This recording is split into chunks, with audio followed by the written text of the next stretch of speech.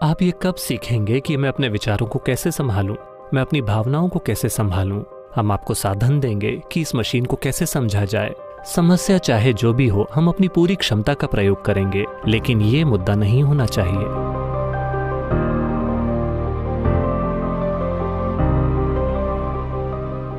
जीवन में ऐसे कई मौके आते हैं जहां हमें लगता है कि हम उदास हैं, हम अकेले हैं और हर कोई हमारे खिलाफ है।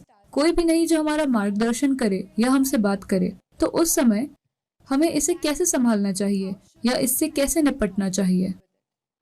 देखिए, ये एक दुर्भाग्यपूर्ण स्थिति है जिसमें ढेर सारे लोग हैं।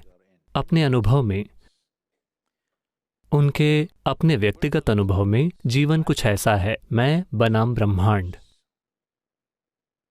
ब्रह्मांड के साथ मुकाबला करना एक बेवकूफ़ी भरा काम है। आपको इस मुकाबले में नहीं पड़ना चाहिए।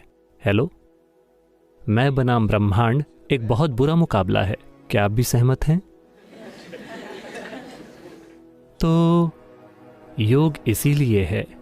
योग का मतलब अपने शरीर को मोड़ना और मरोड़ना नहीं होता। योग शब्द का अर्थ है एक हो जाना। अभी ये मैं बनाम ब्रह्मांड है, ये सिर्फ आपकी मानसिक स्थिति है, ये सच्चाई नहीं है। जब आप बिल्कुल अकेला महसूस करते हैं कि आप फिर भी सांस ले रहे हैं, तो आप दुनिया के साथ लेन देन कर रहे हैं, है ना? आपकी बस अपने आसपास के लोगों से नहीं पड़ती, लेकिन वातावरण से आपको कोई दिक्कत नहीं है, भोजन से कोई दिक्कत नहीं है, अगर उसका स्वाद अच्छा हो तो पानी से कोई दिक्कत नहीं है। आप दुनिया के साथ लेन देन कर रहे हैं, है ना? आपका अस्तित्व लगातार ब्रह्मांड के साथ जुड़ा हुआ है, लेकिन आपका मन ब्रह्मांड के खिलाफ हो जाता है।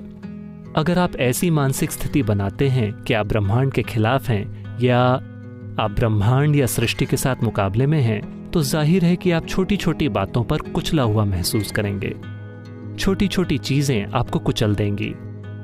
जब मैं कहता हूं छोटी चीजें, शायद आप अपनी परीक्षा में फेल हो गए, शायद आपको इस यूनिवर्सिटी से निकाल दिया गया, शायद आपको नौकरी से निकाल दिया गया, शायद किसी ने आपको धोखा दे दिया, शायद ऐसा कुछ और हुआ। ये सब जीवन और मृत्यु के बीच की छोटी छोटी चीजें हैं, क्योंकि आप यहां खाली हाथ आए थे, है ना? जब आप मरेंगे तो आपके लिए कोई कंटेनर सर्विस नहीं होगी, आप खाली हाथ मरेंगे। इसके बावजूद ज्यादातर लोगों ने अपने घरों को गोदाम बना लिया है। ज्यादातर लोग अपने सिर पर इतना बड़ा बोझ ढो रहे हैं मानो वो पूरे ब्रह्मांड को अपने सिर पर ढो रहे हों। ये उनकी अपनी मानसिक परिस्थिति है।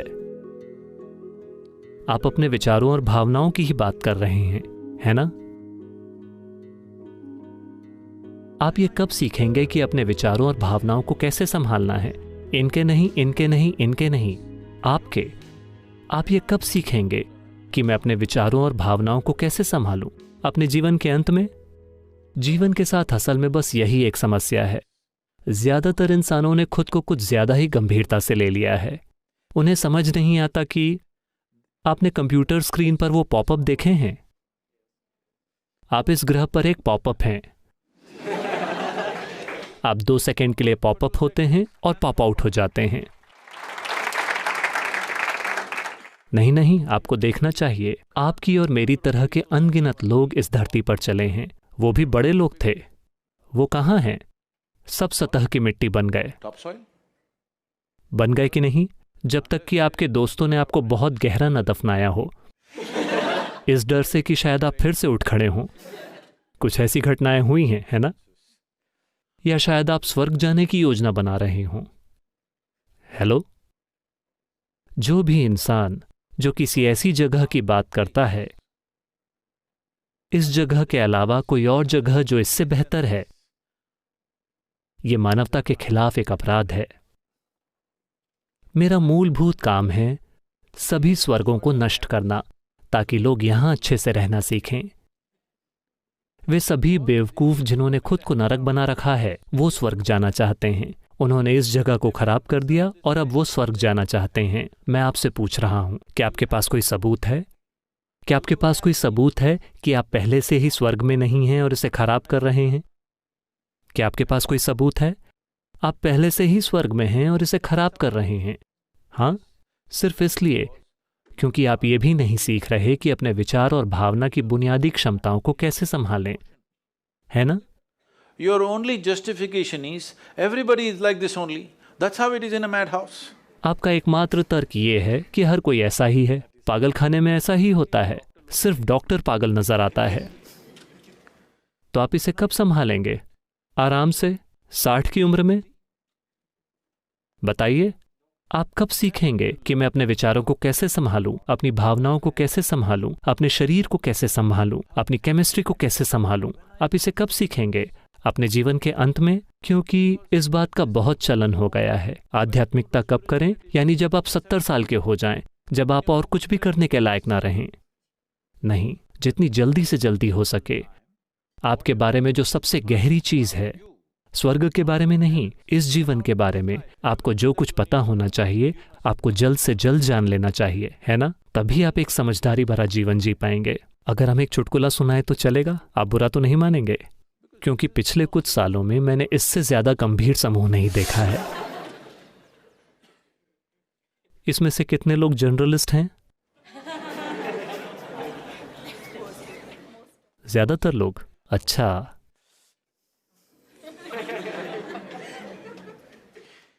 ऐसा हुआ, शंकरन पिल्लई जब वो पेरिस में थे, उन्होंने एक फ्रेंच महिला से शादी की। एक दिन उनकी सालगिरह थी, पहली सालगिरह।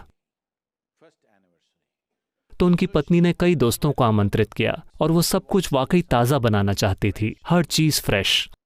तो सुबह से वो उन्हें इस बाजार से उस बाजार में घुमा रही थी। वो ताज़ा सब्जियां, ताज़ा मांस, ताज़ा चिकन, ये वो सब कुछ लेकर आए। फिर शाम को पत्नी ने कहा, क्योंकि फ्रेंच लोग घोंघों का एक एपेटाइजर खाते हैं, पत्नी ने कहा समुद्र पर जाओ और कुछ ताज़ा घोंघे लेकर आओ और मैं सभी दोस्तों के लिए एक एपेटाइजर बनाऊंगी।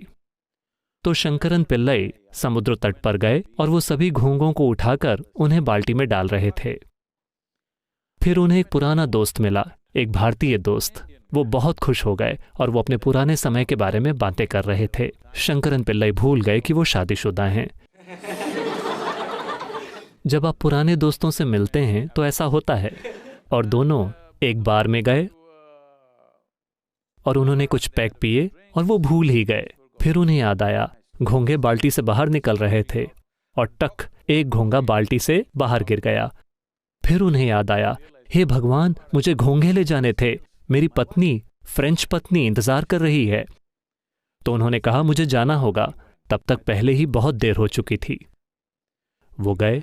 वो जानते थे कि ये खुशनुमा नहीं होगा। तो वो घर पर गए और जमीन पर सारे घोंघे बिखेर दिए, बाल्टी फेंक दी और उन्होंने जाकर दरवाजा खटखटाया। फ्रेंच पत्नी गुस्से में बाहर आई।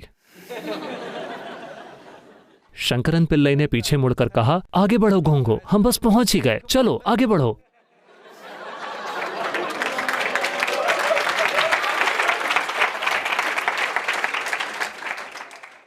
तो आप कब अपने घोंघों को उठाएंगे और उन्हें बाल्टी में डालकर उन्हें ठीक करेंगे? आपकी समस्याएं, आपको उन्हें ठीक करना चाहिए, है ना? ये समस्याएं नहीं हैं। मैं चाहता हूं आप ये समझें कि आप अपने जीवन से दुखी नहीं हैं। आप बस दो शानदार क्षमताओं से दुखी हैं, जो सिर्फ ये मानव होने का सौभाग्य है कि हमारे पास ये दो शानदार क्षमताएं हैं। पहली ये कि हमारे पास एक स्पष्ट याददाश्त है। इस याददाश्त के कारण ही हमारा जीवन काफी अधिक समृद्ध है किसी भी दूसरे प्राणी की तुलना में, और हमारे पास एक शानदार कल्पना शक्ति है। अभी आप इसी से दुखी हैं। 10 साल पहले जो हुआ था, आप अभी भी उससे दुखी हो सकते हैं। क्यों? आप जीवन से दुखी हैं या याददाश्त से? हेलो, याददाश्त से। परसों शायद जो हो, आप पहले ही उससे दुखी हैं। आप जीवन से दुखी हैं या कल्पना से? आपके पास जो दो सबसे शानदार क्षमताएं हैं, आप उनसे दुखी हैं। तो आप क्या मांग रहे हैं? आप एक बार फिर से एक केंचुआ बनना चाहते हैं। केंचुआ एक बहुत ही इको फ्रेंडली प्राणी है, मुझे उससे कोई शिकायत नहीं है। लेकिन लाखों सालों के विकास के बाद आपको इतना बड़ा दिमाग मिला है और अब आप इससे दुखी हैं। अगर हम आपका आधा दिमाग निकाल दें तो निश्चित रूप से आप यहां बिना किसी बेचैनी के, बिना किसी दुख के बैठेंगे, बिल्कुल शांत। हमें करना यह है कि हमें आपका दिमाग निकाल देना है, क्योंकि आप अपनी ही बुद्धि से दुखी हैं, हाँ या ना? क्योंकि हमने आपको एक बहुत ही जटिल मशीन दी है। आपने यूजर्स मैनुअल को पढ़ने की तकलीफ भी नहीं उठाई है, आप बस इसे जैसे तैसे चलाना चाहते हैं। नहीं नौजवानों, समय आ गया है कि आप अपने बारे में कुछ बातें जान लें। अगर आप नहीं जानते कि कैसे, तो हम आपको साधन देंगे कि इस मशीन को कैसे समझा जाए, क्योंकि आपके जीवन में कई मुद्दे आएंगे। आपके जीवन में ज्यादा मुद्दे आते हैं, यानी आप एक ज्यादा सक्रिय जीवन जी रहे हैं। कुछ नहीं आया मतलब आप जी ही नहीं रहे हैं। हाँ, हर दिन कई मुद्दे होंगे। मेरे पास सबसे ज्यादा दिक्कतें रहती हैं मेरे जीवन में हर दिन, क्योंकि दुनिया भर में इतनी सारी गतिविधि, विश्व स्तर की गतिविधि सिर्फ वॉलंटियर्स के साथ। ठीक है, वॉलंटियर यानी कोई भी उस काम के लिए क्वालिफाइड नहीं है और आप उन्हें इनएफिशिएंसी की वजह से निकाल नहीं सकते, और वे आपसे प्यार करते हैं। क्या करें?